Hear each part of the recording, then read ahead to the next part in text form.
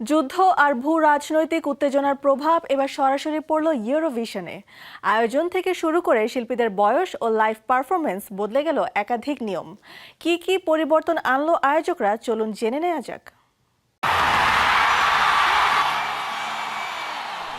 Eurovision song প্রতিযোগিতায় এবার বড় পরিবর্তন এনেছে আয়োজক সংস্থা ইউরোপিয়ান ব্রডকাস্টিং ইউনিয়ন।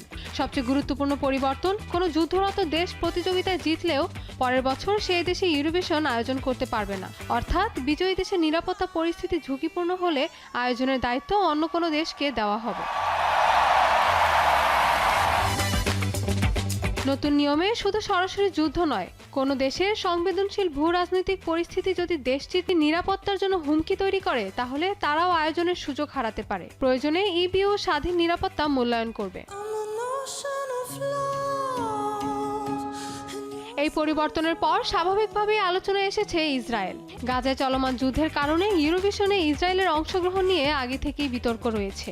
তবে নতুন নিয়মটি শুধু ইসরায়েলকে লক্ষ্য করে করা হয়নি। দীর্ঘদিন ধরে রাশিয়ার সাথে যুদ্ধে থাকা ইউক্রেনও তার আওতায় পড়বে।